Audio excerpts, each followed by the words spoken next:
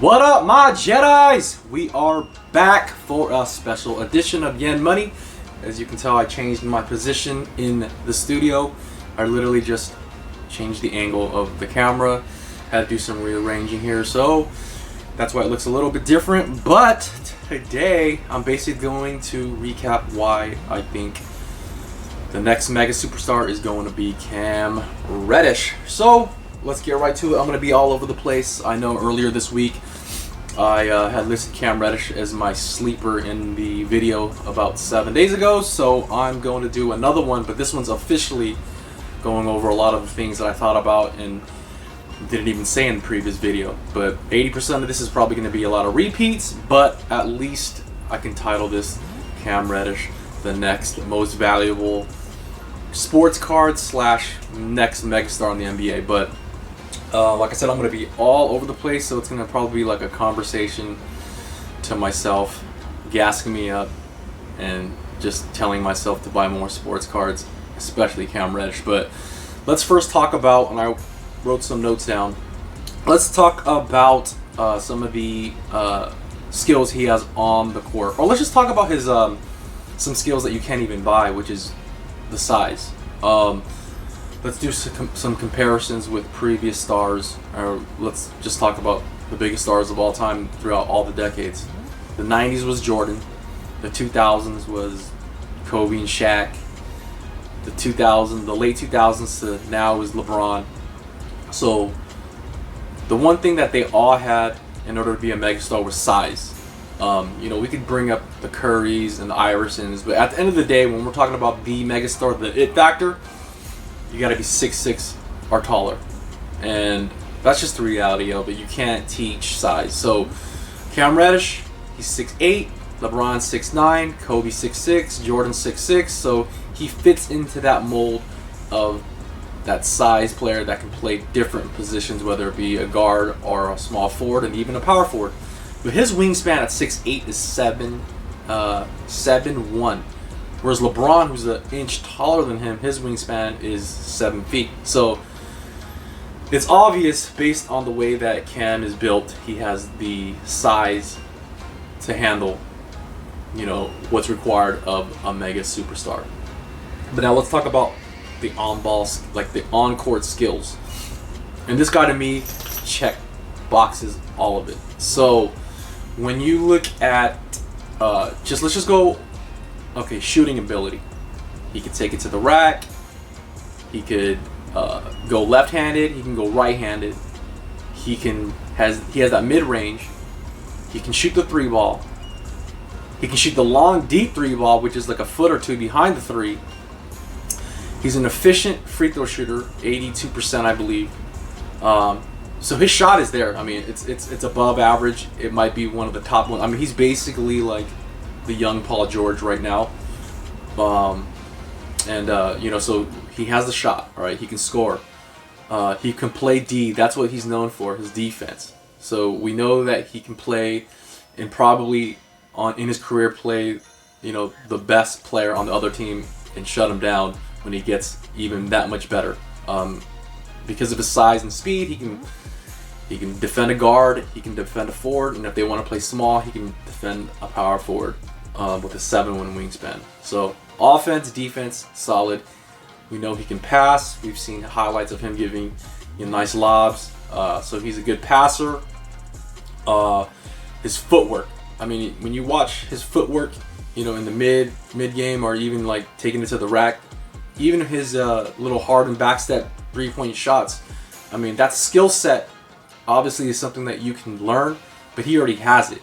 Like, he already has it. But with all that said, we look at his stats. Let's do some comparisons to other players. His stats right now, it's like 11 points, 4 rebounds, 2 assists, 1 steal, 82% from the free throw line. But his stats, as I said before, are misrepresented by how bad he started in the first half of the season, which is basically the first. Anything in 2019, he's admitted it. I mean, everyone knows that he had a terrible start. And one of the biggest reasons is obviously because he plays behind Trae Young, John Collins, He was drafted behind DeAndre Hunter. I mean, he's basically the 4th or 5th player on this young Hawks team, and it reminds me of the Kobe situation when he was playing behind Kobe. I mean Shaq, Nick Van Exel, Eddie Jones. So it's a similar situation, young team. They're testing it out, but at the end of the day, just like Kobe, I think he's the one that has the highest skill set, and then we're gonna obviously talk about all the potentials on and off the court. So let's do some comparisons with other players in their rookie year. All right, so we already know that. Okay, let's talk about just Cam's rookie year. His first half of the year in 2019, he did terrible. Stats sucked. He knew he did bad. Everyone knew that, and they were talking about him being a bust. Come 2020, we got 10, 15 games into the beginning of the year before COVID. Now he starts balling out. The last 9 games of the season, half of them he had 20 points or more.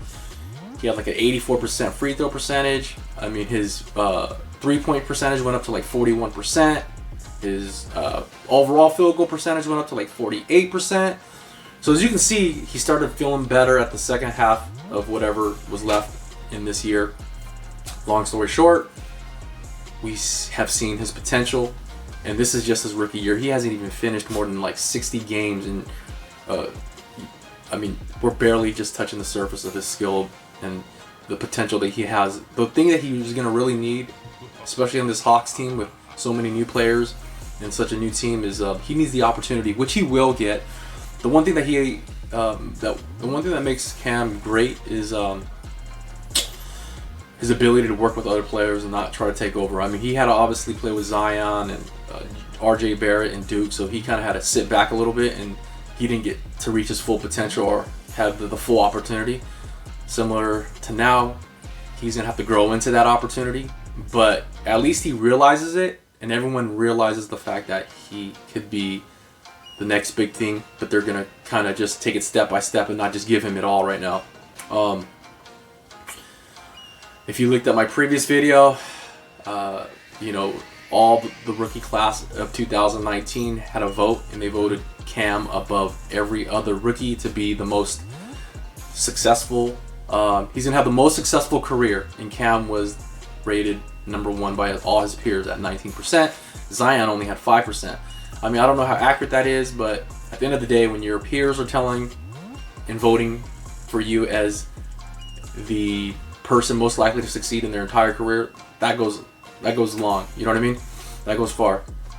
Let me grab my cup of Joe. Okay, so let's do some comparisons to some other players who you might think are stars now, and then we look back at their rookie career. Let's look at Giannis, who is probably the MVP of this year. If you look at his rookie stats, they're not even as good as a terrible start Cam Reddish rookie year.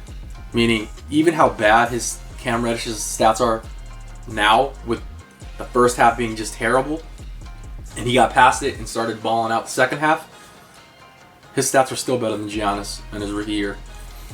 You want to look at Paul George, who people think that's who Cam's game most likely replicates.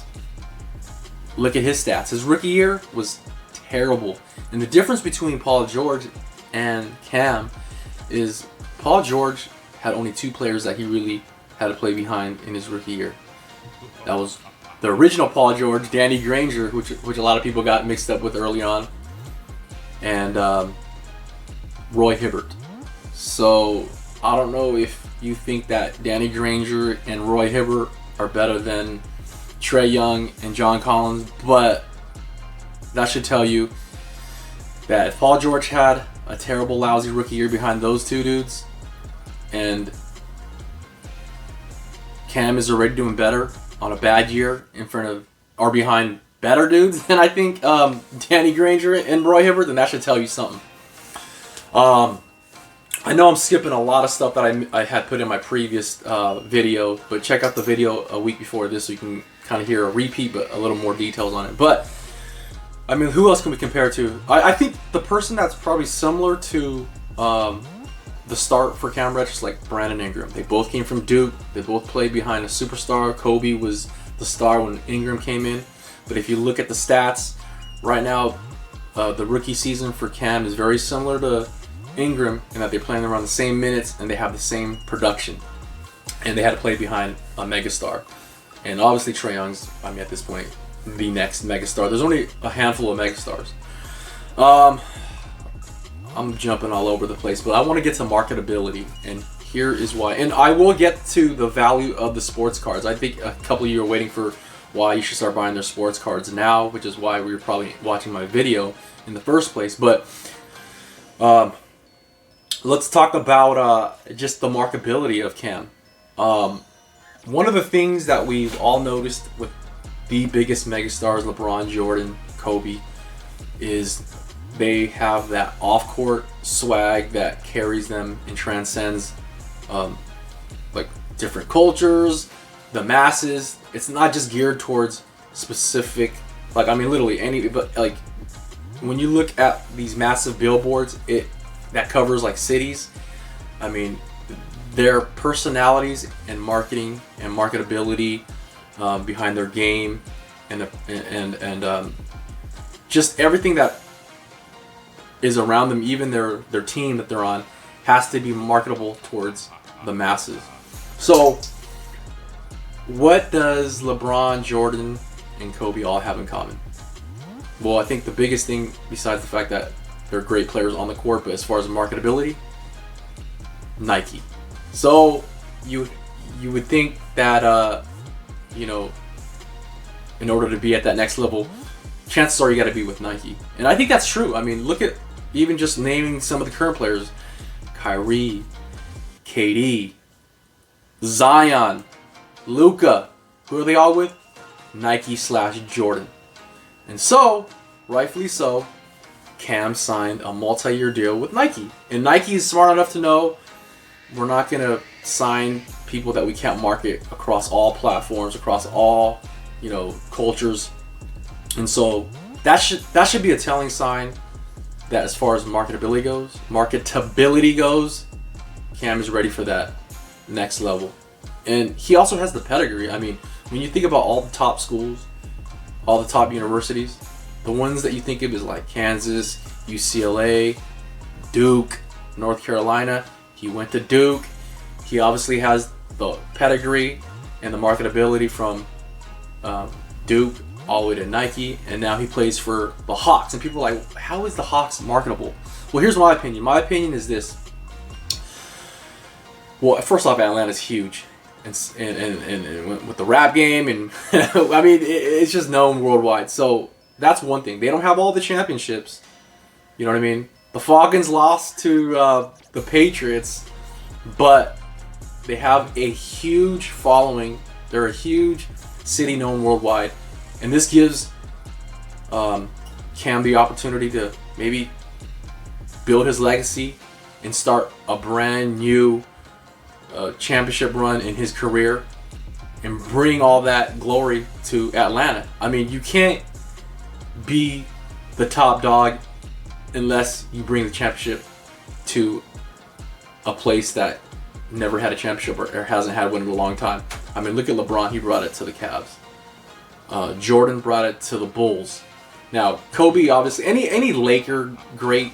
I mean, it's obviously we have all these championships. I mean, we're just made out of champions. You know what I mean? So aside from the Lakers, I mean, even like, I mean, in order to be like we're talking about, what is it?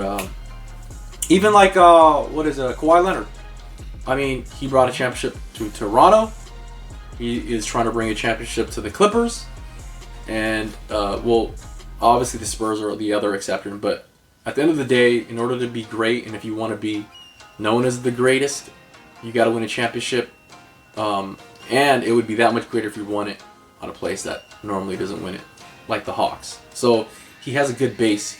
Let's just recap: Duke, Nike, Atlanta, big city. I mean, it's all set. And then his off-court swag, as well as like the way he dresses, his hair, his personality.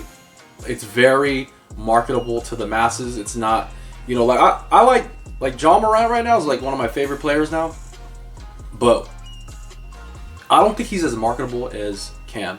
There's something about, I don't want to say he's more rough on the edges, but it's just not as it just doesn't seem as marketable towards people, let's say in Asia. You know what I mean? Like people can relate to Jordan and Kobe because they have that more political, I don't even know if that's the right word, but they just have a more I'm just having a brain fart right now. I can't even think of the word, but you get, hopefully you get what I mean.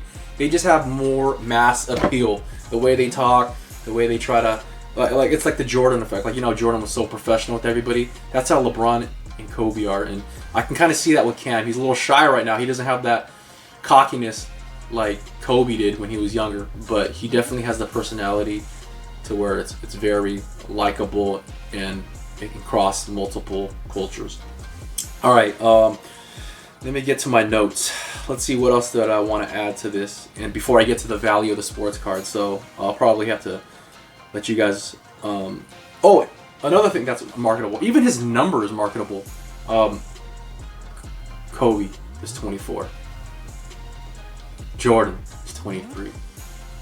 And here's Cam, he has 22. So he's following that path. Like, I don't know if that was purpose. I mean, I think he was number 2 in Duke, but it's like setting up to where he checked boxes every checkbox. Like, every box is checked. The only thing is consistency, which it doesn't really matter. This is his first year. He hasn't even finished a full year, so you can't even say that he's been relatively inconsistent throughout his career. He's only played half a season in his rookie year, and he's not even of age to drink yet. So at this point, his only weakness to me is the inconsistency. But when he starts balling out and gets the opportunity, he does everything. So he does off the court, on the court.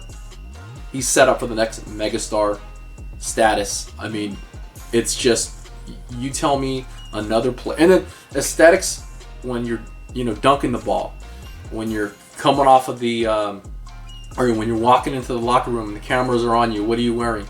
Like, does he have that swag like Westbrook, where he gets all the looks when you're walking into the arena, when you're getting out of the car in the parking lot?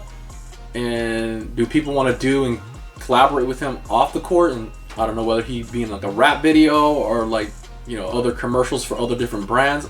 I think he has it.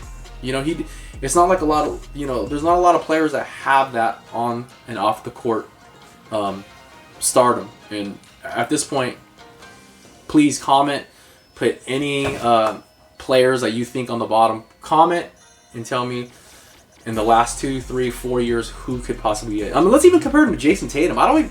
Jason Tatum is like what Cam needs to kind of grow into, meaning Tatum's been in the league for 4 years. If you look at Tatum's rookie year, it wasn't all that great either, right? But he's slowly building up into now 23, 24 points a game in his 4th year. He's now getting the control of the Celtics. He's the face of the Celtics. Now, it might take 2, 3, 4 years for Cam to do, but the fact that, Tatum had the base to get there, allowed him to get there. A lot of people don't even get that opportunity because they don't have that base. But the thing that makes Tatum different than Cam, and why I like actually Cam better, is because I think Cam's way more marketable on the off-court side. Tatum is, Tatum is just sick right now. I mean, he's basically going to be an all-star for the rest of his career. He might win a championship with the Celtics, so he's on that path to be a top 10, top 5 star. I think he's close. I still think Zion and Luka leapfrog him if they haven't already. And so it's basically the Zion, Luka, and whoever else. And it's my opinion that Cam's going to have to jump into that conversation because of all of his qualities that will add up on the court and off the court. All right, so what was I getting at? I text myself on my other phone with my little notes. All right, you know what? Let's just skip right to it. Let's go to sports cards value. All right, so if you look, I'm gonna probably post up and show you all my all the Cam cards that I bought in the last 2 weeks. I'll screen record my eBay purchases and show you all the Cams that I bought in the last 2 weeks. But His cards are way undervalued. He is literally the most underrated value card now. So with the first 20 minutes, I just been talking about why I think Cam's going to be the next megastar. Now let's talk about prices. His base Prism rookie right now is going for around $11. I've been getting it for about $11, which is the most popular base rookie card for most players. It's going for $11. John Morant is going for 10 times that amount. All right. Zion is going for 30 times that amount. So if you think that Ja and Zion are going to be in the same conversation with Cam in 3 or 4 years, Cam's cards that are 30 times cheaper right now, maybe 28 times cheaper than Zion's cards. If that gap closes, I mean, his cards are going to go from, let's say $11 today. In 3 years is going to be at least $200 to $300, and it's going to catch up to where Zion is today. But Zion, obviously, his cards are going to be $500-600 in a couple years, maybe even more. And I mean, if you can see that huge difference, and you think that Zion is going to be in that same conversation, or not even in the same conversation, I mean, Cam could just basically take his time, like Brandon Ingram, take 4 years to get to an All-Star. Brandon Ingram's cards, I think his base rookie card right now is like $70, $75 on the low. All right, Brandon Ingram, who Cam, I think, is going to be not only better, but back to the marketability, more marketable and more likable. So if you think that Ingram at $75 on the low right now is a steal, then wait until Cam Reddish's cards in 2 to 3 years. I mean, wait until you find out what his prices are going to be. Let's just say, even without inflation, in 3 or 4 years, Cam's card is $75. That's like 6 to 8 times your money in 2 to 3 years. You cannot find returns on that in any market, whether it be real estate, maybe in stocks if you do penny stocks, but in general, you're gonna make 10% a year on stocks. I mean, come on now, you might be losing money, to be honest with you, in the next couple of years. So, his cards are just ridiculously undervalued. But let's just also talk about, like, I mean, let's just look, this is what I'm thinking. All right, let me put you into my mindset. I'm thinking, let me go and buy $5,000 in Cam cards. All right, let's just say I bought 500 of those $11 cards. Let's just say $10. They're $10 right now, just to make things simple. Technically, you can buy it for $10 when you buy lots. So let's say his cards is $10. You buy 500 of his base rookie cards. All right, Prism. You spent $5,000. Now that one $10 card, I mean, come on now. You know, worst case scenario, even if he's slow in his development on the court, 3 years from now it's going to be like a 35. Worst case. I'm talking about worst case scenario. Let's say it's a $35 card. Remember, Ingram right now, 3 to 4 years later, is a $75 card. Cam, let's just go half. Let's just say it's a $35 card. In 3 years, you literally just more than tripled your money. That $5,000 now is worth $15,000 to $20,000 just because you spent $5,000. You know what I mean? So when you do the numbers, it's just like, it's a no. Unless, I mean, he just decides, I'm not playing basketball anymore, I'm leaving the league, I got injured, I'm done, and next year, okay, that's one thing. But you'll probably still get your money back and sell it for $10 because it's a 3-year-old card in 2023. So I'm just looking at it on a macro level. If I spend $5,000, worst case scenario, I'm gonna sell it for $15,000. Best case scenario, I think he catches up in 2 to 3 years with the popularity to Ja, and Jaws is 10 times right now more than Cam. 10 times. 10 times. Some as low as 7 depending on the type of card, but the base card is basically 10 times more than Cam Reddish right now. If we were talking about Ja and Cam in the same breath in 2 years, and Cam's card that's $10 now is $100, you just 10x'd your money. So that $5,000 example I gave you is now $50,000. You just made $45,000. You just bought yourself a Cybertruck in 2 years. In 2 years. You know what I mean? Well, So that's why I'm going so hard on Cam, because I just explained to you why he's going to be the next megastar. So if you think that Ja on the low end is going to be the next megastar, and he's going to be right there with Luka and Zion, and he's 10 times more than Cam now, you need to go buy some Cam cards right now. Like, seriously, I'm going to go buy more just because I'm gassing myself up just thinking about it. I'm like, how is this Race Prism only $10? Like, in my mind, I'm spending $10, $11 on all his Prism cards, and every time I buy it, I'm just like, oh, here's a $100 bill. Here's a $100 bill. I'm going to sell it for $100 in a few years. Here's a $100 bill. But if Cam does get traded, or he basically takes the leadership role with Trey, and let's say, I don't know, injury happens to John Collins again, or he actually got suspended, I believe, and I don't know, let's say people get traded and he becomes the 1 or 2 on that team in 2 to 3 years, oh my gosh, you better expect his cards to be ridiculous. Sorry, those are my dogs. Another thing, worst case scenario, we all know that sports cards are just beginning to boom. I mean, people think that it's boomed already. It hasn't even started. I keep repeating myself. Basketball has just started this week. So once basketball does start in the playoffs, that's when things are going to get crazy. That's when prices are going to go up on a lot of cards. Imagine when COVID goes away. Imagine when people start making money and the economy gets a little better. Imagine when the masses in China, in Europe start buying it. All that demand is going to make, obviously, the supply lower.